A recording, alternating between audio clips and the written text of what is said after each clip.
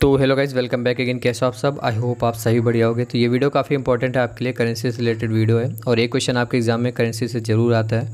तो मैं ये नहीं बोलता कि ये वीडियो देख लो एक क्वेश्चन आपका एक नंबर आपका कंप्लीट हो जाएगा, नहीं। ये वीडियो देखो, इस वीडियो में मैं आपको करेंसी से रिलेटेड टॉप 10 ऐसे क्वेश्चन देने वाला हूँ जिससे जो क्वेश्चन रिपीट होते रहते हैं। इसके बाद 20 इसमें क्वेश्चन है जो कि यूरोपीय देशों की करेंसी से। तो टोटल 30 क्वेश्चन है और उनसे रिलेटेड मैं जितने भी फैक्ट्स हैं, जितने भी क्वेश्चन बनते हैं वो भी मैं आपको कराऊंगा। तो ये मान लो टोटल 50+ क्वेश्चन आपके इस वीडियो में कंप्लीट हो जाएंगे और आपके एग्ज़ाम में एक क्वेश्चन ज़रूर आता है। तो मैं इस चीज़ की गारंटी नहीं लेता हूँ कि इसी वीडियो से आएगा, लेकिन मैं आपको सारी करेंसीज़ के क्वेश्चन करवा दूंगा। तो एक क्वेश्चन आपका कंप्लीट हो जाएगा, सॉलिड नंबर होता है। तो वीडियो को पूरा ज़रूर देखना, काफ़ी इंपॉर्टेंट वीडियो है। अगर आपको ये वीडियो इंपॉर्टेंट लगती है, हेल्पफुल लगती है, तो बदले में आप हमें सपोर्ट कर सकते हो, क्योंकि आपसे मैं कोई भी चार्ज या पैसे नहीं ले रहा हूँ। तो बदले में आप हमें सपोर्ट कर सकते हो। सपोर्ट करने के लिए देखिए नीचे सब्सक्राइब बटन है, उसको क्लिक करके सब्सक्राइब कर देना। पहला क्वेश्चन है, 50 रुपये के नोट के पिछले हिस्से पर किसकी तस्वीर छापी गई है? ये क्वेश्चन पूछा जा चुका है, बार बार पूछा जाता है। देखिए 50 रुपये के पिछले हिस्से पर हम्पी की तस्वीर छापी गई है। हम्पी से भी कुछ क्वेश्चन बनते हैं जो कि एग्जाम में देखने को मिलते हैं। तो देखिए हम्पी जो है वो आपकी मध्यकालीन हिंदू राज्य विजयनगर के बारे में सुना होगा। तो विजयनगर साम्राज्य की राजधानी थी। और इससे एक डायरेक्ट क्वेश्चन बनता है कि यह किस नदी के तट पर स्थित है? तो देखिए हम्पी जो है आपका तुंगभद्रा नदी के तट पर स्थित है। एक मोस्ट इंपॉर्टेंट फैक्ट्स आपका हम्पी से रिलेटेड कि जो आपका हम्पी है ये आपका यूनेस्को के विश्व विरासत स्थलों में भी शामिल किया गया है। तो क्वेश्चन आ जाता है कि विश्व विरासत, यूनेस्को के विश्व विरासत स्थलों में किसे शामिल किया गया? उसमें एक ऑप्शन आपका हम्पी होगा और कुछ 3 ऐसे ऑप्शन होंगे जिनको शामिल नहीं किया गया है, तो याद रखिएगा। नेक्स्ट क्वेश्चन लेते हैं। क्वेश्चन नंबर 2 है, 100 रुपये के नोट के पिछले हिस्से पर किसकी तस्वीर छापी गई है? देखिए 100 रुपये के नोट के पीछे किसकी तस्वीर छापी गई है? वो है रानी का बाब। रानी का बाब तस्वीर 100 रुपये के नोट के पीछे छापी गई है।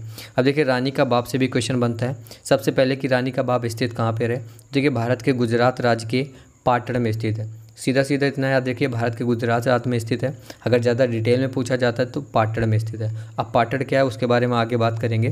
तो सबसे पहले मैं आपको फिगर दिखाता हूँ। तो देखिए मैप देखिए, इंडिया में अगर आप इंडिया का मैप देखेंगे तो जो आपका रानी का बाब है वो यहाँ पर स्थित है, जो कि गुजरात में दिख रहा है आपको। अब मैं सीधा आपको गुजरात का मैप दिखाता हूँ। तो ये देखिए गुजरात का मैप और यहाँ पर आपका रानी का बाब स्थित है ना। अब रानी का बाब दिखता कैसा वो देख लीजिए। इसकी फ़ोटो देखिए, रानी का बाब ये है। और इस चित्र को जुलाई 2018 में RBI reserve bank of India द्वारा 100 रुपये के नोट पर चित्रित किया गया है। एक और इम्पॉर्टेंट पॉइंट, 22 जून 2014 को इसे यूनेस्को के विश्व विरासत स्थल में भी सम्मिलित किया गया। ये काफ़ी इंपॉर्टेंट क्वेश्चन है कि आपका जो रानी का बाब है इसे यूनेस्को के विश्व विरासत स्थल में कब सम्मिलित किया गया? तो एग्जैक्ट अगर पूछा जाए तो 22 जून 2014। अगर ऑप्शन में 2014 है तो 2014 से ही कर देंगे। अगर एग्जैक्ट पूछा जाता है तो 22 जून 2014। अब मैंने आपको बताया था ऊपर पाटड़ के बारे में कि पाटड़ क्या है। तो देखिए पाटड़ का जो पुराना नाम था वो था अहिलपुर है ना। और अहिलपुर ये थी आपकी गुजरात की पूर्व राजधानी थी। तो इतनी चीज़ें आपको रानी के बाब से रिलेटेड याद रखनी है। नेक्स्ट क्वेश्चन लेते हैं। नेक्स्ट क्वेश्चन है क्वेश्चन नंबर 3, भारतीय करेंसी नोट पर कितनी भाषा लिखी होती है? ये भी काफ़ी फेवरेट क्वेश्चन है, पूछा जाता है हर एग्जाम में। तो देखिए भारतीय करेंसी नोट पर कितनी भाषाएं हैं? टोटल ऑप्शन नंबर डी सही हो जाएगा, 17 भाषाएं हैं। हिंदी और इंग्लिश को मिलाकर टोटल 17 भाषाएं हैं। अब देखिए 17 भाषाएं कौन कौन सी है और इन 17 भाषाओं में आखिर लिखा क्या रहता है वो मैं आपको बताता हूँ। पहले 17 भाषाएं याद कर लीजिए, याद नहीं करना कोई ज़रूरत नहीं, सिर्फ जान लीजिए। हिंदी इंग्लिश 2 हो गई।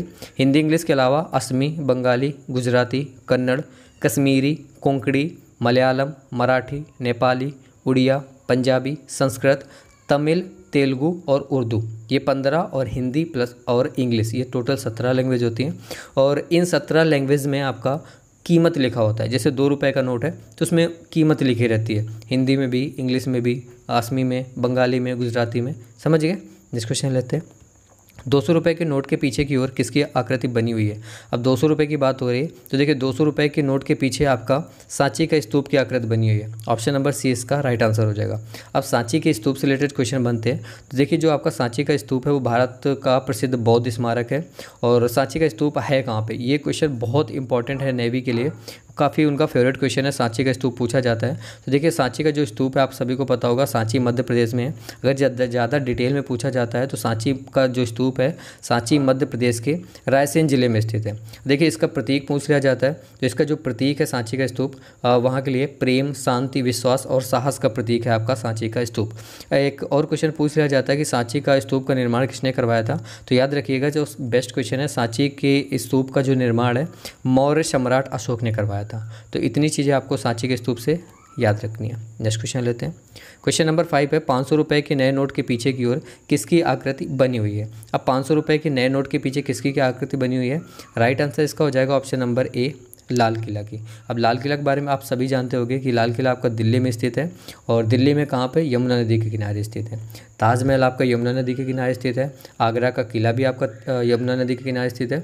उसी तरीके से आपका लाल किला भी यमुना नदी के किनारे स्थित है। मैं आपको फ़ोटो दिखाता हूँ, ये देखिए लाल किला की फ़ोटो है। और इसे लाल किला क्यों कहा गया, क्योंकि इसकी जो दीवारें हैं वो लाल है। और यहाँ पे मैं गया था, बिल्कुल सेम टू सेम ऐसे ही मैंने देखा था और बहुत अच्छा लगा था, और दोबारा भी जाऊँगा देखने के लिए, क्योंकि बहुत छोटा था तब गया था। तो अभी जो चीज़ें हैं सारी धुंधली हैं, तो एक बार फिर से देखने के लिए ज़रूर जाऊँगा। ये दोनों फ़ोटोज़ मैं आपको दिखा रहा हूँ, जो ये दोनों जगह मैंने देखी हुई है। तो लाल किला के बारे में इतना याद रखना। और एक और इम्पॉर्टेंट क्वेश्चन है कि लाल किला को यूनेस्को के विश्व विरासत में भी शामिल किया गया है, और कब शामिल किया गया, 2007 में। तो ये भी काफ़ी बेस्ट क्वेश्चन है, याद रखिएगा। नेक्स्ट क्वेश्चन लेते हैं। क्वेश्चन नंबर 6 है 2000 के नए नोट के पीछे की ओर किसकी आकृति बनी हुई है। तो देखिए 2000 के नए नोट की बात हो रही है, तो इसके पीछे की ओर किसकी आकृति बनी हुई है, वो बनी है आपकी मंगलयान की। ऑप्शन नंबर 20 का राइट आंसर हो जाएगा। अब मंगलयान से भी काफ़ी सारे क्वेश्चन बनते हैं, बहुत सारी बातें, लेकिन मैं थोड़ी सी बातें आपको बता देता हूँ। एक क्वेश्चन बनता है मंगलयान का औपचारिक नाम क्या है। तो देखिए मंगलयान का जो औपचारिक नाम है वो है मंगल कक्षेत्र मिशन, इंग्लिश में बोलते हैं मार्स ऑर्बिटर मिशन, है ना। भारत का प्रथम मंगल जो अभियान है वो आपका मंगलयान था, और ये 5 नवंबर 2013 को, एग्जैक्ट मैं आपको बताता हूँ, 5 नवंबर 2013 को 2:38 पर मंगल ग्रह की परिक्रमा करने हेतु छोड़ा गया। यह आंध्र प्रदेश के श्रीहरिकोटा स्थित सतीश धवन अंतरिक्ष केंद्र से PSLV C-25 के द्वारा सफलतापूर्वक छोड़ा गया था। ये भी पूछ लिया जाता है कि यह कहाँ छोड़ा गया था, तो आंध्र प्रदेश के श्रीहरिकोटा स्थित सतीश धवन अंतरिक्ष केंद्र से, और किसके द्वारा, तो PSLV C-25 के द्वारा सफलतापूर्वक छोड़ा गया था।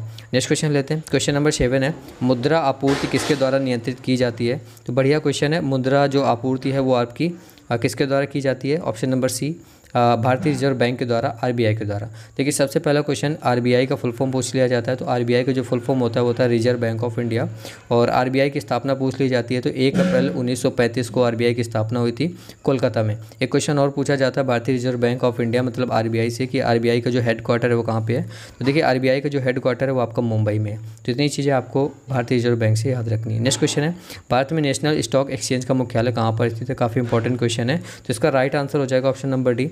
भारत में नेशनल स्टॉक एक्सचेंज का जो मुख्यालय है वो आपका मुंबई में स्थित है। अब देखिए एक पूछा जाता है शॉर्ट फॉर्म NSE का फुल फॉर्म, तो NSE का जो फुल फॉर्म होता है वो यही होता है, नेशनल स्टॉक एक्सचेंज, है ना। अब इसकी जो स्थिति है वो मतलब नेशनल स्टॉक एक्सचेंज कहाँ पर है, तो नेशनल स्टॉक एक्सचेंज, ये देखिए मैंने आपको फ़ोटो दिखाई, ये होता है नेशनल स्टॉक एक्सचेंज, और ये आपका मुंबई में स्थित है। और इसकी जो स्थापना हुई थी वो हुई थी 1992 में, 1992 में इसकी स्थापना हुई थी, और ये विश्व का तीसरा सबसे बड़ा स्टॉक एक्सचेंज है। ठीक है, इतना याद रखिएगा। नेक्स्ट क्वेश्चन लेते हैं। क्वेश्चन नंबर 9 है भारत में पहली बार बैंकों का राष्ट्रीयकरण कब हुआ था। तो देखिए भारत में पहली बार बैंकों का जो राष्ट्रीयकरण हुआ था 1969 में हुआ था, 1969 में, तो इसको आप डायरेक्ट याद कर लो। 10 नंबर क्वेश्चन है वर्तमान में भारत के नए गवर्नर कौन है। तो ये काफ़ी इंपॉर्टेंट क्वेश्चन है, नए गवर्नर पूछ लिया जाता है एग्जाम्स में। तो देखिए भारत के जो वर्तमान नए गवर्नर हैं वो कौन है, वो है आपके शक्तिकांत दास। ऑप्शन नंबर 20 का राइट आंसर हो जाएगा। नेक्स्ट क्वेश्चन लेते हैं। तो ये 10 क्वेश्चन काफ़ी इंपॉर्टेंट थे, इनको आई होप आप समझ गए होंगे। अब मैं आपसे कुछ क्वेश्चन ऐसे पूछने वाला हूं जो कि एशियाई देशों की करेंसी से रिलेटेड है, तो आई होप आप कमेंट बॉक्स में जवाब दोगे। सभी के मैं कमेंट्स चेक करूँगा, या फिर लास्ट में आप सीधा बता देना कि आपके कितना स्कोर किया आपने।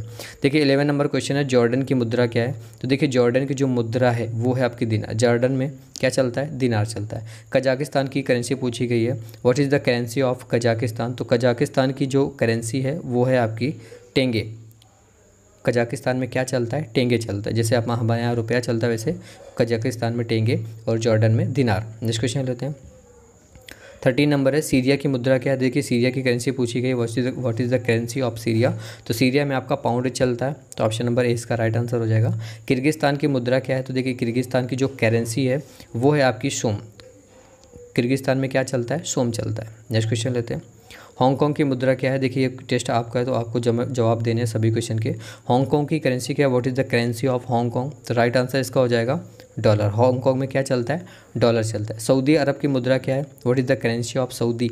तो इसका जो राइट आंसर हो जाएगा वो हो जाएगा ऑप्शन नंबर ए। सऊदी अरब की जो मुद्रा है गाइज वो है रियाल, ठीक है, रियाल चलती है। नेक्स्ट क्वेश्चन लेते हैं। फिलीपींस की मुद्रा क्या है? देखिए फिलीपींस की जो मुद्रा है, फिलीपींस में क्या चलता है, what is the currency of Philippines? तो इसका राइट आंसर हो जाएगा पेसो। फिलीपींस में क्या चलता है? पेसो। जापान में क्या चलता है? सभी को पता होगा, येन, है ना, जापान में येन चलता है, या फिर जापानी येन, कुछ भी बोल दो। नेक्स्ट क्वेश्चन लेते हैं। 19 नंबर है, कोरिया की करेंसी क्या है? What is the currency of Korea? Korea की मुद्रा क्या है? तो देखिए जब आपकी कोरिया में जो करेंसी है उसका नाम है वोन, है ना, वोन चलता है। नेक्स्ट क्वेश्चन है 20 नंबर, तुर्की की मुद्रा क्या है? देखिए तुर्की की जो करेंसी है वो लीरा, ऑप्शन नंबर डी आपको दिख रहा होगा। तुर्की की जो मुद्रा है, करेंसी है, वो आपकी लीरा है। नेक्स्ट क्वेश्चन लेते हैं। इज़राइल की करेंसी पूछी गई है। इज़राइल की जो करेंसी है गाइज वो है आपकी न्यू शेकेल, है ना। इज़राइल पे न्यू शेकेल चलता है, जैसे अपने यहाँ 1 रुपया, 2 रुपया, 3 रुपया, वैसे वहाँ पे 1 new shekel, 2 new shekel, 100 new shekel, इस तरीके से न्यू शेकेल चलता है। यूएई की जो मुद्रा है वो क्या है? यूएई में क्या चलता है? तो यूएई में आपका चलता है दिरहम, ये तो पता ही होगा आपको, यूएई पे दिरहम करेंसी चलती है। चलिए अगला क्वेश्चन देखते हैं। थाईलैंड की मुद्रा क्या है? देखिए थाईलैंड की जो करेंसी है वो आपकी बात है ना, बात। थाईलैंड पे क्या चलता है? बात। जैसे यहाँ पे आप 1 रुपया, 2 रुपया, वहाँ पे 1 बात, 2 बात, इस तरीके से। कुवैत की मुद्रा पूछी गई है। कुवैत की जो मुद्रा है वो क्या है? तो कुवैत की जो मुद्रा है वो है दिनार, है ना। इसको मैं डिटेल में करने वाला था ये क्वेश्चन, जैसे थाईलैंड वर्ड आया तो थाईलैंड से रिलेटेड उससे रिलेटेड जो भी क्वेश्चन बनते हैं, जैसे थाईलैंड की करेंसी तो यहाँ पे डिस्कस कर ली। थाईलैंड की आपकी राजधानी क्या होती है? थाईलैंड में वर्तमान में प्रधानमंत्री या फिर राष्ट्रपति जो भी होते हैं वहाँ पे कौन है? तो ये भी हम सोच रहे थे, लेकिन फिर ज़्यादा वीडियो डिटेल में हो जाती है, तो सिर्फ हम करेंसी कर रहे हैं। अगला देखिए, मलेशिया की मुद्रा क्या है? मलेशिया की मुद्रा, what is the currency of Malaysia? Right answer इसका हो जाएगा रिंगिट। मलेशिया पे क्या चलता है? रिंगिट चलता है। इंडोनेशिया की मुद्रा क्या है? What is the currency of Indonesia? तो इंडोनेशिया की जो करेंसी है वो है आपकी रुपया, है ना, रुपया नहीं रुपया, रुपया चलता है, रुपया। नेक्स्ट क्वेश्चन लेते हैं। क्वेश्चन नंबर 27 है, इराक की मुद्रा क्या है? देखिए इराक की जो मुद्रा है काफ़ी इंपॉर्टेंट है, पूछ ली जाती है एग्जाम में। इराक की जो मुद्रा है वो है दिनार, याद रखिएगा। इराक पे क्या चलता है?